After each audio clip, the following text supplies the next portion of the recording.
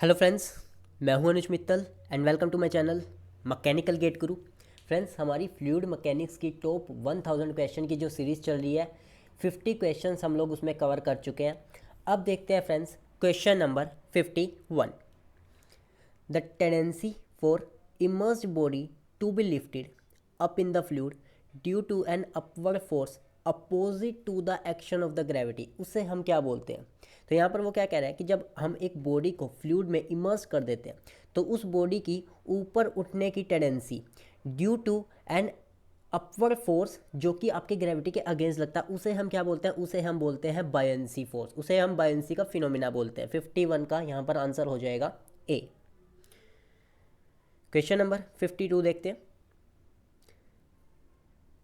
The magnitude of buoyant force can be determined by, जो buoyant force है वो हम कैसे डिटरमाइन करते हैं? वो हम निकालते हैं आर्किमिडीज के प्रिंसिपल के थ्रू। तो 52 का राइट आंसर हो जाएगा B. Question number 53। When a body is immersed in a fluid partially और completely the force of buoyancy is equal to, जब किसी बॉडी को हम इमर्स करते हैं फ्लूइड में, चाहे वो पार्शली हो या फिर कंप्लीटली उसको इमर्स कर दे, जो बायंसी फोर्स होगा वो किसके इक्वल होगा? चार ऑप्शन यहाँ पर हमें दे रखे हैं। पहला ऑप्शन हमें दे रखा है the weight of the body, second option weight of the fluid displace by the body, weight of the volume of the fluid equal to the volume of the body, या नन ऑफ द बो। तो यहाँ पर इसका right answer हो जाएगा B. 53 का B, weight of the fluid displaced by the body. तो आपके पास जब भी किसी बॉडी को आप फ्लूइड में इमर्स करते हो, चाहे पार्शली करो चाहे कंप्लीटली, जो फोर्स ऑफ बायंसी है उसकी वैल्यू होगी weight of the fluid displaced by the body. तो बी इसका राइट आंसर हो जाएगा। Question number 54। The point of application of the force of buoyancy on the body is known as, उस पॉइंट को क्या बोलते हैं जहां पर फोर्स ऑफ बायंसी जो है वो एक्ट कर रही है, जो फोर्स ऑफ बायंसी है जहां पर अप्लाई हो रहा है, उस पॉइंट को हम बोलते हैं सेंटर ऑफ बायंसी। तो 54 का यहां पर राइट आंसर हो जाएगा B. Question number 55। When a body is immersed in a fluid, जब किसी बॉडी को आप फ्लूइड में डालते हो either wholly or partially, it is buoyed or lifted up by the force which is equal to the weight of the fluid displaced by the body. This principle was initiated by, ये principle किसने दिया है कि जब आप किसी body को किसी फ्लूइड में इमर्स करते हो, या आप पार्शली इमर्स करो या फिर आप कंप्लीटली उसको इमर्स कर दो, जो बायंसी फोर्स होगा जो उस बॉडी पर लगेगा वो किसके बराबर होगा? Wait of the fluid displaced by the body. ये प्रिंसिपल किसने दिया है? ये प्रिंसिपल दिया है आर्किमिडीज ने। तो 55 का यहाँ पर राइट आंसर हो जाएगा A option. Question number 56। A floating body is in stable equilibrium, floating body की बात हो रही है। देखिए, अगर सबमर्ज्ड बॉडी की बात हो रही है तब आपका मेटा सेंटर पिक्चर में नहीं आता। जब आपकी फ्लोटिंग बॉडी होती है तो आपका मेटा सेंटर का कंसेप्ट यूज होता है। स्टेबल इक्विलिब्रियम के लिए जो मेटा सेंटर होना चाहिए वो जी से ऊपर होना चाहिए, मेटा सेंटर अबो द जी। ठीक, अगर यहाँ पर अनस्टेबल इक्विलिब्रियम की बात करें तो एम जो है वो जी से नीचे होना चाहिए, और अगर न्यूट्रल इक्विलिब्रियम की बात करें फ्लोटिंग बॉडी के लिए तो एम और जी दोनों कोइंसाइड करने चाहिए। तो यहाँ पर फ्लोटिंग बॉडी स्टेबल इक्विलिब्रियम में कब होगा? जब आपका जो मेटा सेंटर होगा ना वो above the centre of gravity होगा। तो 56 का राइट आंसर हो जाएगा बी। अगर अनस्टेबल की बात करता, अनस्टेबल इक्विलिब्रियम, उसके लिए मेटा सेंटर जी से नीचे होना चाहिए, सेंटर ऑफ ग्रेविटी से नीचे होना चाहिए। तो यहाँ पर 56 का B is the right answer. Question number 57। An ice cube is floating in glass of water, एक आइस क्यूब है जो कि ग्लास में, जो कि एक पानी का गिलास है उसमें फ्लोट कर रही है। एज द क्यूब मेल्ट्स, जो वाटर लेवल है, अगर क्यूब मेल्ट हो जाए, क्यूब अगर आपका क्या हो जाए, क्यूब अगर मेल्ट करता है तो वो आपसे पूछ रहा है कि जो वाटर का लेवल है वो क्या होगा? इंक्रीज करेगा, फॉल करेगा, राइज करेगा, रिमेन कॉन्स्टेंट, या फिर नन ऑफ द अबो। तो यहाँ पर देखिए फ्रेंड्स, जो आइस क्यूब है उसकी डेंसिटी वाटर से कम है। जब आइस क्यूब मेल्ट होगा तो उसकी डेंसिटी बढ़ जाएगी, क्योंकि वाटर की आइस की डेंसिटी कम है इसलिए वो वाटर पर फ्लोट कर रहा है। तो जब वो आइस पिघल जाएगा उसकी डेंसिटी क्या होगी? उसकी डेंसिटी बढ़ जाएगी, क्योंकि अब वो वाटर में कन्वर्ट हो चुका है। तो उसकी डेंसिटी बढ़ेगी तो वॉल्यूम कम हो जाएगी, तो वाटर का जो लेवल है वो क्या करेगा? वाटर का लेवल फॉल्स हो जाएगा। यहाँ पर डेंसिटी इंक्रीज करने की वजह से वॉल्यूम डिक्रीज करेगी तो वाटर का लेवल डिक्रीज कर जाएगा। 57 का राइट आंसर हो जाएगा B. Question number 58। if the position of meta center m remains lower than the center of the gravity, of will remain in state of, देखिए अगर मेटा सेंटर अबो है तो स्टेबल इक्विलिब्रियम होगा, मेटा सेंटर अगर नीचे है जी से, सेंटर ऑफ ग्रेविटी से नीचे है, तो आपका अनस्टेबल इक्विलिब्रियम होगा। 58 का राइट आंसर हो जाएगा, B is the right answer for question number 58। चलिए क्वेश्चन नंबर 59, यहाँ पर वो कहता है metacentric height can be determined by, metacentric height आप कैसे निकाल सकते हो, आपके पास एनालिटिकल मेथड और एक्सपेरिमेंटल मेथड, आप एक्सपेरिमेंट के थ्रू भी मेटासेंट्रिक हाइट निकाल सकते हो, एनालिटिकल मेथड फॉर्मूले के थ्रू भी आप मेटासेंट्रिक हाइट निकाल सकते हो। तो यहाँ पर 59 का सी आंसर हो जाएगा, both A and B. Question number 60, if the body doesn't return to its original position, body अपनी ओरिजिनल पोजिशन पर ना आए from the slightly displaced angular position and heels further away when given a small angular displacement such an angular is called. देखिए वो कह रहा है कि अगर बॉडी अपनी ओरिजिनल पोजीशन पर नहीं आती जब आप उसको स्मॉल एंगुलर डिस्प्लेसमेंट, ये आपकी बॉडी है, आप इसे थोड़ा सा एंगुलर डिस्प्लेसमेंट देके इस पोजीशन पर ले आते हो और ये अपनी ओरिजिनल पोजीशन पर नहीं आती बल्कि दूर चली जाती है, heels further away, then the small angular displacement जो आपने दी है, अब इक्विलिब्रियम कैसा होगा। देखो अगर बॉडी अपनी ओरिजिनल पोजीशन पर आ जाती तब तो ये होता स्टेबल इक्विलिब्रियम, लेकिन बॉडी अपनी ओरिजिनल पोजीशन पर नहीं आ पा रही है तो ये होगा आपका अनस्टेबल इक्विलिब्रियम। तो यहाँ पर 60 का जो राइट आंसर हो जाएगा वो हो जाएगा हमारे पास B is the right answer. Question number 61, the motion of the fluid particles may be described by which of the following methods, जो आप फ्लूइड पार्टिकल का जो मोशन है वो आप किस मेथड से दिखाएंगे, तो आप चाहे लैग्रेंजियन मेथड से दिखाएं चाहे यूलेरियन मेथड से दिखाएं, आप दोनों मेथड के थ्रू फ्लूइड के मोशन को डिस्क्राइब कर सकते हो। तो यहाँ पर 61 का सी आंसर हो जाएगा। लैग्रेंजियन मेथड में क्या होता है कि आप एक पर्टिकुलर फ्लूइड के पार्टिकल की स्टडी करते हो, और यूलेरियन मेथड के अंदर आप क्या करते हो कि आप एक पर्टिकुलर रीजन के अंदर क्या प्रोसेस हो रही है, फ्लूइड के पार्टिकल्स की क्या वेलोसिटी है, क्या उसकी एक्सेलरेशन है, उसकी स्टडी करते हो एक पर्टिकुलर रीजन के अंदर, तो वो आपका यूलेरियन मेथड हो जाता है। तो हम लोग यूलेरियन मेथड को ही फॉलो करते हैं क्योंकि लैग्रेंजियन मेथड में आपको एक एक पार्टिकल की स्टडी करनी पड़ती है जो कि टाइम कंज्यूमिंग है। तो यहाँ पर 61 का B is the right answer, 61 का sorry C answer is the right, A और बी बोथ रहेगा। Question number 62, in which of the following methods observer concentrate on a point in a fluid system, किसी एक point पर तो हम study करते ही नहीं है, हम लोग एक पर्टिकुलर या तो रीजन लेते हैं या फिर किसी एक फ्लूइड के पार्टिकल को स्टडी करते हैं, हम किसी भी पॉइंट पर स्टडी नहीं करते। तो ये आपका कोई भी मेथड नहीं है, नन ऑफ द अबो इसका आंसर रहेगा, नन ऑफ द अबो इसका राइट आंसर हो जाएगा, D is the right answer हो जाएगा, 62 का हमारे पास डी हो जाएगा। Question number 63, normal acceleration in a fluid flow situation exist only when, normal acceleration किसी फ्लूइड फ्लो में कब एग्जिस्ट करती है, नॉर्मल एक्सेलरेशन एग्जिस्ट करती है जब आपका फ्लो होता है टू डायमेंशनल, अगर फ्लूइड फ्लो आपका टू डायमेंशनल होगा तभी आपकी नॉर्मल एक्सेलरेशन की सिचुएशन एग्जिस्ट करती है। तो 63 का यहाँ पर राइट आंसर हो जाएगा, B is the right answer. 64, in a steady flow, flow आपका कैसा है, steady flow, steady flow means जो प्रॉपर्टीज है वो वक्त के साथ चेंज नहीं कर रही, तो the velocity does not change from place to place, ये ऑप्शन बिल्कुल गलत, at a given point does not change with time, बिल्कुल सही है, किसी भी पॉइंट पर टाइम के साथ जो वेलोसिटी है वो चेंज नहीं करेगी। तो 64 का राइट आंसर क्या हो जाएगा, 64 का राइट आंसर होगा बी। क्वेश्चन नंबर 65, यहाँ पर वो कहता है the flow in a pipe whose valve is being opened और close gradually is an example of, pipe flow जिसमें आप वाल्व को ओपन कर रहे हो या क्लोज कर रहे हो ग्रेजुअली, वो एक अनस्टेडी फ्लो होता है। ध्यान रखिएगा ये फ्लो एक अनस्टेडी फ्लो होता है जब आपकी किसी वाल्व से फ्लो हो रहा होता है या फिर ग्रेजुअली आप किसी वाल्व को बंद कर रहे हो तो वो फ्लो आपका अनस्टेडी फ्लो होता है। 65 का बी आंसर हो जाएगा। Question number 66, the type of the flow in which the velocity at any given time does not change with respect to space, space के साथ आपकी वेलोसिटी चेंज ना हो तो ऐसा फ्लो आपका यूनिफॉर्म होता है। यूनिफॉर्म फ्लो अगर स्पेस के साथ, अगर टाइम के साथ प्रॉपर्टी चेंज नहीं हो रही तो वो आपका सीडी है, अगर स्पेस के साथ प्रॉपर्टी चेंज नहीं हो रही तो वो आपका यूनिफॉर्म फ्लो कहलाएगा। तो 66 का C is the right answer. Question number 67,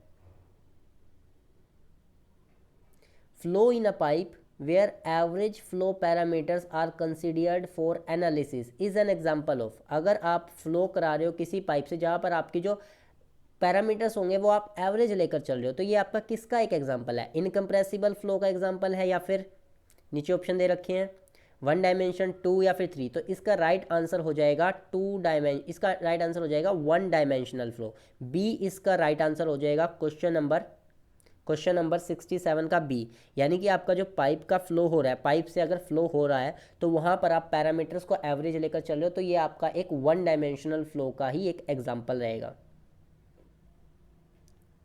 question number 68,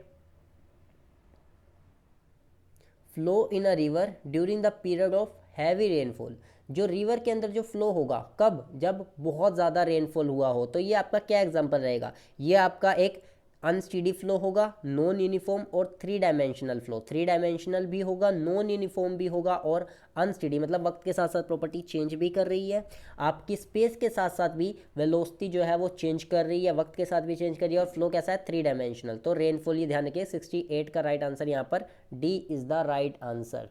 question number 69,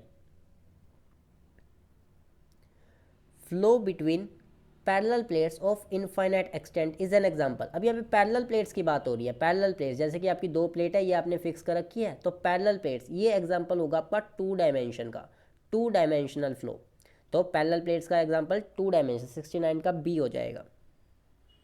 question number 70, if the flow is irrotational as well as steady. अगर फ्लो आपका इरोटेशनल भी हो और स्टीडी भी हो तो इस तरह का फ्लो क्या कहलाता है? इस तरह का फ्लो आपका कहलाता है potential flow.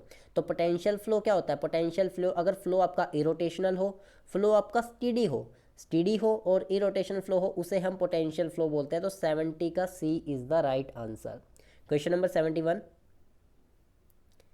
High velocity flow in a conduct of large size is known as. High velocity flow, high velocity flow आपका कैसा रहेगा? किसी कंडक्ट के अंदर लार्ज साइज टर्बुलेंट फ्लो रहेगा। 71 का B is the right answer. B इसका right answer होगा, turbulent flow. Question number 72, simple सा क्वेश्चन है, if the Reynold number is less than 2000 the flow in the pipe laminar flow. अगर Reynold number 2000 से कम होता है तो लेमिनार फ्लो होता है, 2000 से ज़्यादा अगर हो जाता है तो आपका टर्बुलेंट फ्लो बन जाता है। तो यहाँ पर 72 का A is the right answer.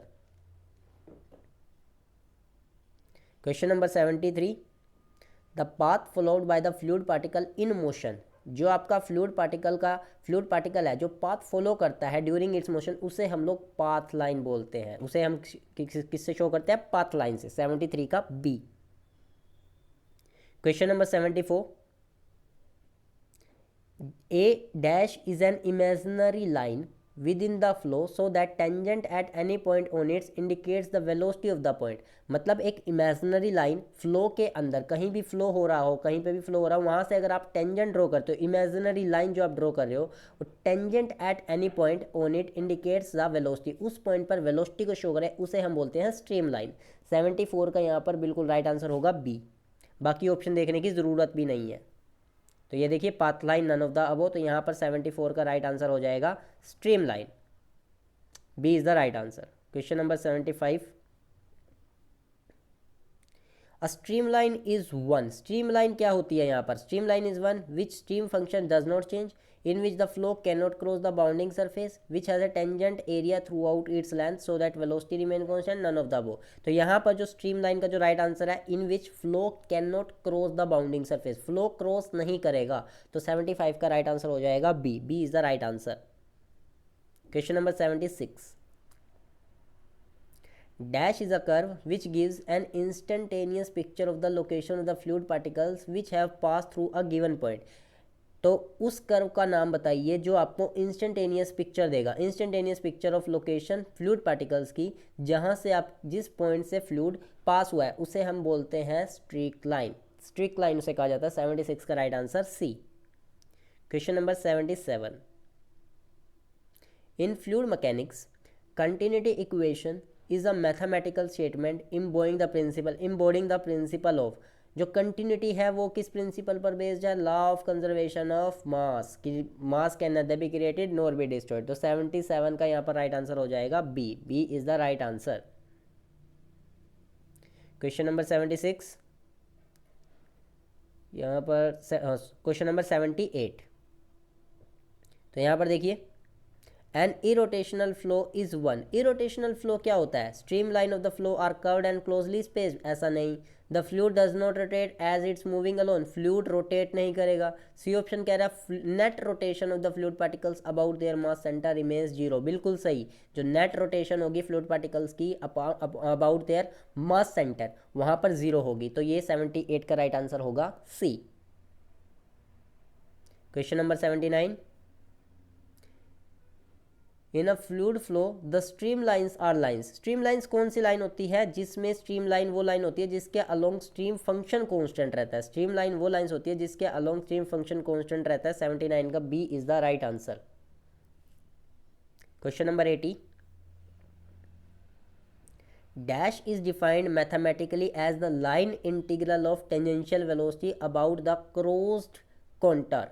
देखिए यहाँ पर वो क्या कह रहा है कि किसे हम लोग मैथमेटिकली बोलते हैं? The line integral tangential velocity का अबाउट द क्लोज पाथ, उसे क्या बोलते हैं? उसे बोलते हैं सर्कुलेशन। तो यहाँ पर 80 का राइट आंसर होगा A, circulation is the right answer. Question number 81 देखिए, the concept of stream function which is based on the principle of continuity is applicable to. जो स्ट्रीम फंक्शन का जो कॉन्सेप्ट है, मैं आपको पहले ही बता दूं, स्ट्रीम फंक्शन का जो कॉन्सेप्ट एप्लीकेबल होता है वो सिर्फ 2 डायमेंशनल फ्लो के लिए ही एप्लीकेबल होता है। तो 81 का बी यहाँ पर हमारे पास राइट आंसर हो जाएगा। बाकी के ऑप्शन देखिए क्या आता है, 3 डायमेंशनल और यूनिफॉर्म फ्लो ओनली। तो स्ट्रीम फंक्शन का जो कॉन्सेप्ट होता है वो सिर्फ और सिर्फ 2 डायमेंशनल फ्लो के लिए ही एप्लीकेबल है। तो 81 का राइट आंसर हो जाएगा B. Question number 82, the motion is described as dash when the components of rotation of vorticity are zero throughout certain point of the fluid। उसे हम क्या बोलते हैं कि मोशन को डिस्क्राइब करो when the component of rotation और vorticity are zero, उसे हम लोग इरोटेशनल फ्लो बोलते हैं। कि जो वोर्टिसिटी है वो जीरो है, यानी कि जो आपका फ्लूइड है वो इरोटेशनल है, यानी कि उसके जो पार्टिकल जो नेट रोटेशन है अबाउट द मास सेंटर वो हो जाएगी जीरो। तो 82 का राइट आंसर होगा B. Question number 83, dash is defined as a scalar function of space and time such that its negative derivative with respect to any direction gives the fluid velocity in that direction। तो एक scalar function है, ये एक scalar function होगा। यहाँ पर हमें fill in the blanks भरना है कि ये एक स्केलर फंक्शन है जिसका नेगेटिव डेरिवेटिव किसी भी डायरेक्शन में उसी डायरेक्शन में वेलोसिटी देगा। तो उसे हम बोलते हैं वेलोसिटी पोटेंशियल फंक्शन। 83 का राइट आंसर होगा A, velocity potential function. 84, if the velocity potential function phi, जिसे हम फाई से रिप्रेजेंट करते हैं, satisfy the Laplace equation it represents the possible flow. अगर पोटेंशियल फंक्शन आपका लैप्लास इक्वेशन को फॉलो करता है तो आपका जो फ्लो होगा, फ्लो क्या होगा? फ्लो आपका होगा स्टीडी, इनकम्प्रेसिबल एंड इरोटेशनल। ये आपको ध्यान में रखना है कि अगर वेलोसिटी पोटेंशियल फंक्शन सेटिस्फाई करे लैप्लास इक्वेशन को, मतलब curly square phi by curly x square plus curly square phi by curly y square is equal to zero, अगर इस इक्वेशन को फॉलो करता है तो आपका जो फ्लो होगा वो स्टेडी होगा, इनकम्प्रेसिबल होगा और इरोटेशनल होगा। तो 84 का राइट आंसर हो जाएगा D. Question number 85, a flow net is a graphical representation of streamlines and equipotential lines such that these lines। तो यहाँ पर वो आपसे पूछ रहा है, ये आपकी होगी जो इंटरसेक्ट करे ऑर्थोगोनली, मतलब 90 डिग्री के एंगल पर इंटरसेक्ट करे और फॉर्म करे curvilinear square. Curvilinear square form करेंगे और आपके इंटरसेक्ट करेंगे ऑर्थोगोनली। तो 85 का राइट आंसर यहाँ पर हो जाएगा ए इज द राइट आंसर। यहाँ पर बी में कह रहा है intersect each other at various different angles, बिल्कुल नहीं, 90 डिग्री के एंगल पर इंटरसेक्ट हो रहा है। सी ऑप्शन में कह रहा है indicate the direction and magnitude of vector, ऐसा कुछ नहीं। तो ये इंटरसेक्ट करें ऑर्थोगोनली इंटरसेक्ट करेंगे और कर्वीलिनियर स्क्वायर फॉर्म करेंगे। 85 का A is the right answer. Question number 86, the flow net analysis can be use to determine. जो आपका फ्लो नेट एनालिसिस है उससे आप क्या क्या डिटरमाइन कर सकते हो? फ्लो नेट एनालिसिस से आप क्या क्या डिटरमाइन कर सकते हो, यहाँ पर वो आपसे पूछ रहा है। तो यहाँ पर देखिए स्ट्रीम एंड इक्विपोटेंशियल लाइन आप निकाल सकते हो, बिल्कुल सही है। Quantity of seepage and upward lift pressure below the hydraulic structures, ये भी आप निकाल सकते हो, ए भी सही है, बी भी सही है। Efficient boundary shapes for which the flow does not separate. आप बाउंड्री फिनोमिना जो आपका होता है एफिशिएंट बाउंड्री शेप्स भी आप निकाल सकते हो और फ्लो सेपरेशन भी ना हो। Velocity and pressure distribution for given boundaries of flow provided the velocity distribution and pressure at any reference section are known. बिल्कुल सी भी सही है, डी भी सही है, तो यहाँ पर E is the right answer हो जाएगा। 86 का राइट आंसर होगा ई। फ्लो नेट एनालिसिस से आप stream line and equipotential line भी डिटरमाइन कर सकते हो। बी ऑप्शन भी सही है, सी भी सही है और डी भी सही है। तो क्वेश्चन नंबर 87 अब देखते हैं। Velocity head is given by, direct हमारे पास फॉर्मूला होता है velocity head is given by v² divided by 2g। तो 87 का राइट आंसर हो जाएगा B, velocity head. Question number 88, Bernoulli equation, यहाँ पर आपसे पूछ रहा है Bernoulli equation can be written as P upon में ये स्पेसिफिक वेट, ठीक है, यहाँ पर v² होना चाहिए, v² नहीं है, यहाँ पर w का स्क्वायर दे दिया तो आपका A ऑप्शन भी कट गया, आपका B ऑप्शन भी कट गया। C ऑप्शन में P अपॉन में specific weight v² upon 2g plus z is constant, बिल्कुल सही है, ये इक्वेशन आपकी बर्नौली इक्वेशन होती है। 88 का C is the right answer. अब देखिए क्वेश्चन नंबर 89, यहाँ पर वो आपसे पूछ रहा है which of the following assumptions are made in the derivation of Bernoulli equation. Important question है, बर्नौली इक्वेशन ड्राइव करते वक्त कौन कौन सी अजम्पशंस हम लोग फॉलो करते हैं। तो लिक्विड होगा, आइडियल होगा और इनकम्प्रेसिबल होगा, बिल्कुल सही है। फ्लो आपका स्टीडी होगा, कॉन्टीन्यूअस होगा, ये भी हम लोग अजम्पशन मान के चलते हैं। फ्लो वन डायमेंशनल होना चाहिए, जो वेलोसिटी है वो यूनिफॉर्म होना चाहिए over the section and equal to mean velocity. चारों अजम्पशन हमारी बिल्कुल सही है, तो यहाँ पर 89 का राइट आंसर ई हो जाएगा, all of the above. Question number 90 देखिए, Euler equation in differential form is written as. Euler equation को डिफरेंशियल फॉर्म में हम लोग कैसे निकलते हैं, तो यहाँ पर राइट आंसर देखिए डी अपॉन में रो प्लस v प्लस का g/dz। 90 का यहाँ पर हमारे पास b है, अगर आप इसको इंटीग्रेट करते हो ना तो आपके पास बर्नौली इक्वेशन आ जाएगी। यही आपकी इलियर इक्वेशन है जिसे इंटीग्रेट किया बर्नौली ने और आपकी बर्नौली इक्वेशन बनती है। तो यहाँ पर डी अपॉन में rho plus v plus g/dz, तो यहाँ पर 90 का 0 इक्वल टू 0 हो जाएगा, 90 का बी आंसर हो जाएगा। Question number 91, in which of the following measuring devices Bernoulli equation is use. Bernoulli equation आप वेंचुरीमीटर में भी यूज़ करते हो जिससे फ्लो नेट निकालते हो, फ्लो रेट निकालते हो, डिस्चार्ज कैलकुलेट करते हो, पिटोट ट्यूब में भी यूज़ करते हो और ओरिफिस मीटर में भी यूज़ करते हो। तो 91 का यहाँ पर राइट आंसर हो जाएगा D, D is the right answer for 91। Question number 92 देखिए, coefficient of discharge of an orifice meter is dash than that of venturi meter। Venturi meter का जो coefficient of discharge होता है वो ज़्यादा होता है, orifice meter का coefficient of discharge कम होता है। तो यहाँ पर राइट आंसर हो जाएगा orifice का is much smaller than the venturi meter। Venturi meter से बहुत कम होता है इसका coefficient of discharge। तो 92 का राइट आंसर क्या होगा, 92 का राइट आंसर हो जाएगा बी। क्वेश्चन नंबर 93 देखिए, which of the following equations is known as momentum principle. Momentum principle क्या होता है फ्रेंड्स, जो हमारा न्यूटन का second law, force is directly proportional to rate of change of linear momentum, rate of change of linear momentum, ये हमारे पास क्या होता है, न्यूटन का सेकंड लॉ। तो यहाँ पर देखिए सी इज द राइट आंसर, 93 का सी हमारे पास राइट आंसर हो जाएगा। Question number 94, the पीजोमेट्रिक head is the summation of. पीजोमेट्रिक head देखिए तीन हेड होते हैं आपके पास, एक वेलोसिटी हेड, एक प्रेशर हेड और एक डेटम हेड। तो आपकी वेलोसिटी हेड पीजोमेट्रिक हेड में नहीं आती, तो आपका प्रेशर हेड और डेटम या फिर एलिवेशन हेड, तो ये आपका बी इसका राइट आंसर हो जाएगा, 94 का B. Pressure head and elevation head ही आपके क्या होते हैं, इन दोनों को ऐड करो तो आपका बनता है पीजोमेट्रिक हेड, 94 का B answer. Question number 95, total energy line is always higher than hydraulic gradient line, vertical distance between the two representing. देखिए हाइड्रोलिक ग्रेडियंट लाइन में आप लोग प्रेशर और एलिवेशन को लेते हो, लेकिन टोटल एनर्जी लाइन में आप प्रेशर, काइनेटिक और एलिवेशन तीनों को ले लेते हो। तो टोटल एनर्जी लाइन और हाइड्रोलिक ग्रेडियंट लाइन में डिफरेंस किसका रहता है, वेलोसिटी हेड का।